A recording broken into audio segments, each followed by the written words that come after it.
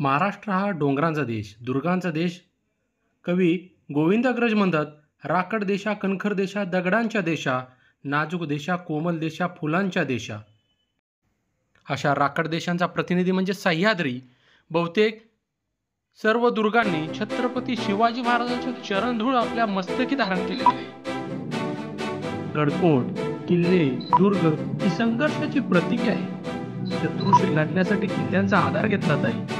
आपल्या पूर्वजांनी प्राणाची बाजी लावून हे गड किल्ले जिंकलेले आहे व शत्रूला झुंजवलेले आहे. पण त्या धर्मांचा जुलमी सत्तांचा संघर्ष महाराष्ट्रात चालला होता. रयतेला सुरक्षितपणे जगणे अशक्य झाले होते. पैसा अडका, जमीन जोगला, आया बहिणीची वागणूक धोक्यात आली होती. त्याच पारतंत्र्यात माझ्या शुभाचा उदय झाला आणि हा प्रदेश स्वतंत्र. तुमचं आमचं नातं काय? जय भवानी जय शिवराय. नमस्कार मित्रांनो, मी डॉक्टर अजित आणि माझ्या यूट्यूब चॅनलमध्ये तुमचं मनपूर्वक स्वागत आहे. आज आपण पन्हाळा किल्ल्याबद्दल माहिती घेणार आहोत. तर तुम्ही आपल्या चॅनलला लाईक आणि सबस्क्राईब नक्की करा. जगदंबा गटाकडून पावनखिंड पन्हाळा याचं प्रेझेंटेशन करण्यात आलं आहे. तर त्यामध्ये सुरुवातीला 3 दरवाजे, जे मुख्य दरवाजे आहे, त्या मुख्य दरवाज्यातून शत्रूंची जेव्हा एंट्री होते तेव्हा एक दरवाजा न होता तर 3 चौकटीमधून शत्रूंना अडवण्यासाठी ह्या 3 दरवाजाची निर्मिती राजा शिलाहाट दुसरा भोज यांनी हा किल्ला बांधला. दरवाजाला लागून काली बुरुज आहे. सुरुवातीला याचं नाव काळा बुरुज होतं, पण लोकांच्या बोलण्यातून फरक पडत याचं नाव काली बुरुज आहे. बाजीप्रभूंचा आपल्याला पावनखिंडीतला पराक्रम म्हणजे, त्यामुळे महाराजांनी या गोष्टीचा आदर्श करून बाजीप्रभूंचा पुतळा येथे उभा केला. पराशर गुहा, पराशर स्वामी जे होते या गुहेमध्ये त्यांची ध्यान साधना करायचे, त्यामुळे या गुहेचं नाव पराशर गुहा असे पडले.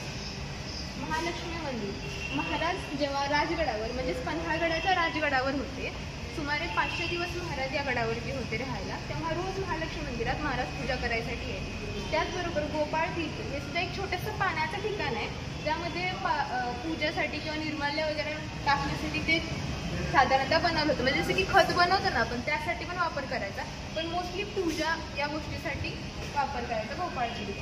अंबरखाना म्हणजे हे एक मुख्य ठिकाण आहे. जेव्हा सिद्धी जोहरचा पन्हाळ्याला वेढा होता, तेव्हा 6 महिन्यासाठी पन्हाळगडावर लागणारे जे अन्न भोजनाचा साठा आहे तो अंबरखान्यात केला जायचा. सोमेश्वर तलाव जेव्हा किल्ला राजांनी बांधला, शिलाहार राजांनी जेव्हा किल्ला बांधायला घेतला, तेव्हा सोमेश्वर तलाव आणि खोडक तलाव ह्या 2 तलावांची निर्मिती केली आणि त्यातून आलेल्या खडकांपासून ह्या किल्ल्याचे बांधकाम केले. त्यानंतर आहे तबक उद्यानामध्ये राजे विश्रांतीसाठी जायचे. त्याचबरोबर सैनिक किंवा इतर गोष्टी पाहणीसाठी सुद्धा त्या उद्यानाचा उपयोग केला जायचा. सज्जाकोठी म्हणजे काय? सज्जा म्हणजे गॅलरी किंवा आपण असं म्हणतो ते पॅसेज आहे. कोठी म्हणजे राहण्याचं ठिकाण. तर सज्जाकोठीमध्ये राहण्याच्या ठिकाणापासून उत्तरेला दिसणारे दिशेकडून येणाऱ्या सैन्यावरती लक्ष ठेवण्यासाठी सज्जाकोठीचा वापर केला जातो. त्यानंतर आहे वाघ दरवाजा जो आहे तो उत्तरेला तोंड केलेला वाघ दरवाजा, त्याच्या दरवाजावरती नक्षी आहे वाघाच्या चित्राची, म्हणून तो वाघ दरवाजा असं नाव पडतं. तर पन्हाळगडाच्या उजव्या बाजूलाच डोंगरात ज्योतिबाचं मंदिर आहे, जे आपल्याला सगळ्यांना माहिती आहे. ज्योतिबाच्या नावानं चांगबल. पन्हाळा तर तालुका पन्हाळा आणि जिल्हा कोल्हापूर असल्यामुळे कोल्हापूर जिल्हा म्हटलं की पैलवानांचा जिल्हा. तालीम तर आलीच पाहिजे.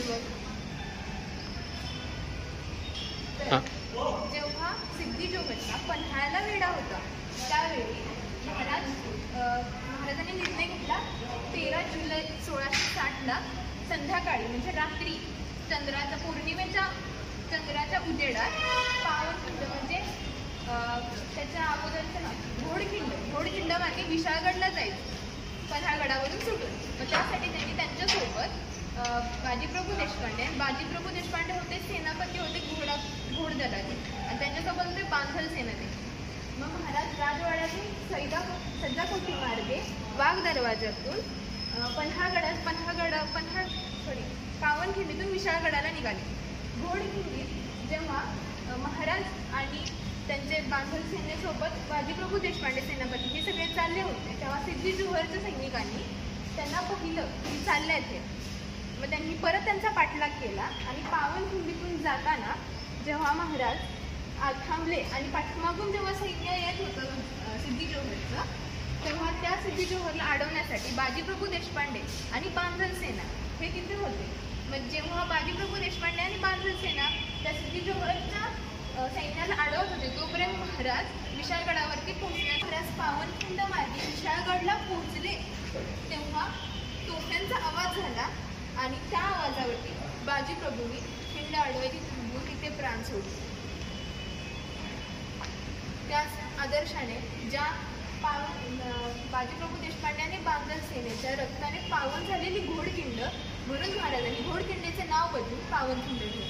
अशी ही कथा होती पावनखिंड बांधणार. धन्यवाद. धन्यवाद.